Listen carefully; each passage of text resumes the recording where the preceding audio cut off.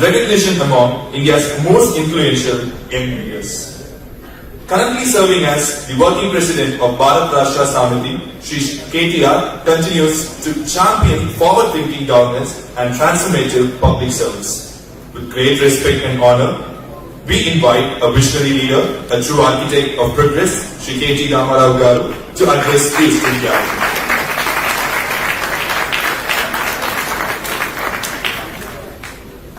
Thank you. A very good afternoon to all of you. Thank you very much to Aditya, Anil, Ravi, and Aman, the founders and co-founders of FMAE. I think these guys deserve a big round of applause for the way they've been going about doing this for the last 10 years. Thank you for your hospitality to the President of Kumaraguru Institutions, Sri Shankar Vanvarai. Thank you, Shankar. You've been really a gracious host. Thank you very much. Thank you for the company. Thank you for the hospitality. Dr. Raghupati, thank you, sir. And to the students and the motorsports enthusiasts that are gathered here from about 13 different states across our great country, I welcome you all to this beautiful state of Tamil Nadu and to this beautiful city, Coimbatore. Thank you for your gracious hospitality as well. Since you're all motorsports enthusiasts, since you're all fans of racing, I just wanted to start off by talking about a champion. A motor sports enthusiast will certainly know him. Ayrton Senna, the Formula One champion from Brazil. As he had said, on a given day, a given circumstance, you think you have a limit. And you then go for this limit, and then you touch this limit. Something happens to you, and then you suddenly realize you can go a bit further. These words are from Ayrton Senna, who is a champion, like I said, of Formula One racing from Brazil. They capture not just the spirit of motorsport, but also the concept, the idea of human ambition, the spirit of human ambition. Motorsports is not merely about bikes, cars, tracks. It is about testing limits. It is about discovering new frontiers and proving to yourself that with focus and courage, you can always go further than you think possible in life also. Today, standing here amidst all of you young people really gives me a lot of hope, a lot of confidence, a lot of enthusiastic fervor within me as well. This is certainly an extraordinary gathering. As Shankar pointed out, this is the 10th edition, where in the last 10 years, more than 10 to 12,000 of you have congregated. And I feel a very vibrant and restless energy, because most of you are not used to sitting and listening to lectures. So therefore, the energy that Ayrton Senna spoke of, the passion to push boundaries, I see it in you, the students, the innovators, the engineers and dreamers, all of you are alike. For you, speed is not merely about moving fast. It is about moving forward. It is about transforming motion into progress.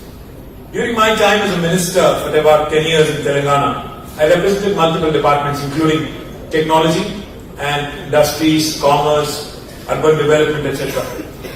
One of the proudest achievements during my term as a minister in Telangana was creation of these innovation ecosystems and letting them work in synergy with each other. T-Hub, which is the world's largest technology incubator, nurtures startups and ideas. And T-Works, which is India's largest prototyping facility, allows engineers, allows hobbyists, allows enthusiasts like you to transform these ideas into tangible prototypes.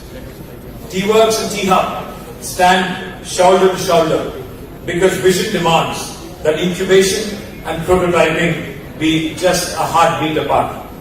Let me also share with you that we have the world's largest innovation campus in Hyderabad, Telangana. It just takes you enough and same amount of time to sip a cup of tea for an idea to walk from T-Hub to T-Works. Let me also share with you that I'm personally a huge fan of motorsports and motor racing particularly. One of the biggest pushes during my tenure as a minister was to bring Formula E race to India. And I take a great deal of pride in saying that India's very first Formula E race happened in Hyderabad in 2023 on the streets of Hyderabad in February.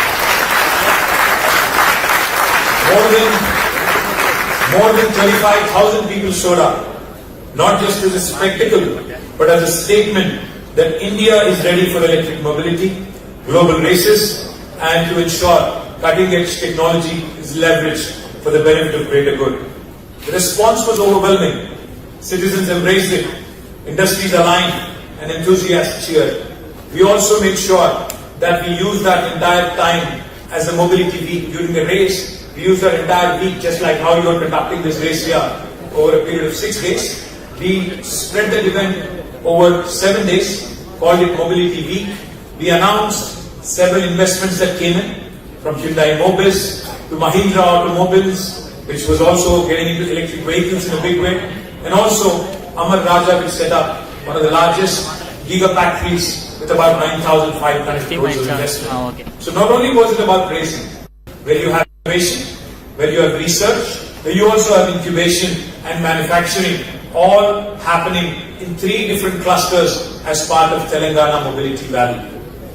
Nevertheless, I would like to share with you, even though I'm not in government today, I would like to share with you that the future looks very bright for all of you. The future is one where we certainly, of course, as India, we have problems. We have problems with civic amenities, we have problems with infrastructure, we have some problems in growing as a country with hesitations, but the promise of New India is that we must take bold and daring decisions, we must dream big. To all the young minds here, I would only appeal to you to consider one thing. Do not wait for opportunities. Create them. Execute your ideas. Feel the adrenaline like you are on the racetrack.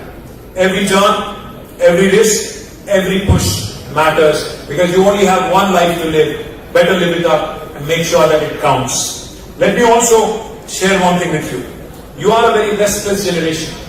You are not the generation that sits and listens to lectures and listens to sermons.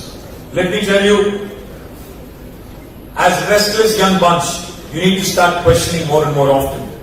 What happens when a young engineer sees a racing car and asks himself or herself, I want to build one like this? I was told a very fascinating story on my way to the campus here by Vish, who accompanied me and who brought me here. He told me about the story of Mr. G.D. Naidu from Coimbatore, about 80 years ago, who had built a fascinating car by traveling all the way to Germany, brought back the car, and rebuilt it all the way ground up from nuts to bolts and to a full-fledged car. If he could do it 80 years ago in Coimbatore, when infrastructure was not as great, when access was not as great, when there was no Instagram, when there was no social media, now I would ask you, I would urge you to consider, and I believe you can do this. My belief is simple. One among you will not just build the car like GD did, but you will also build the engines, you will build the batteries, and you will also build the software behind it.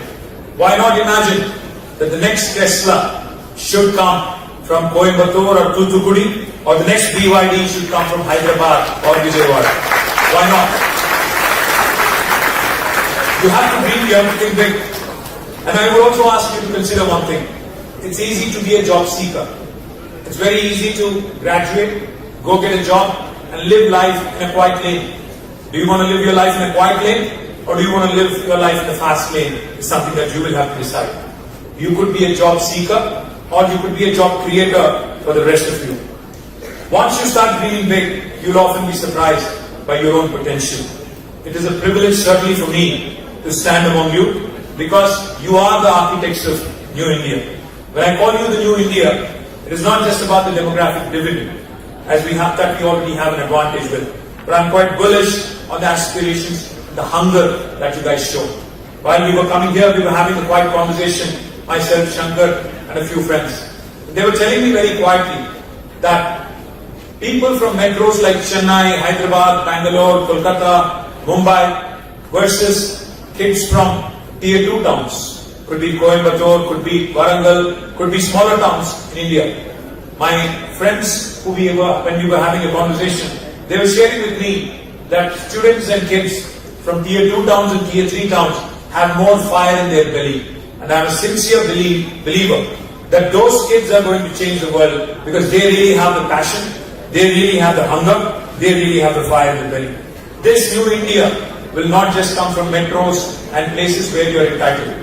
This new India will certainly come from our tier 2, tier 3 towns and also villages. Let me also quickly conclude by saying a couple of things. This is certainly, like Shankar was pointing out, this is our moment as Indians. Let the engines roar. Let the ideas fly. Let bold decisions turn into lasting actions. Together, we shall build the future of the automobile industry, especially the sustainable mobility industry. I would like to quickly conclude by saying, everyone who has achieved something in life, everyone who has achieved something big, once sat where you are sitting right now. In my own state of Telangana, there was a time when many doubted whether we would ever achieve statehood. Yet, here we are, 11 years later, standing tall as a role model to the nation across multiple sectors. But that is the power of self-belief, that is the power of resilience and vision. The younger generation today, all of you, are a remarkable bunch.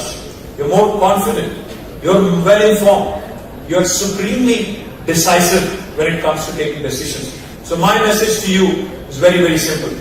Seek impact over income. You can make money,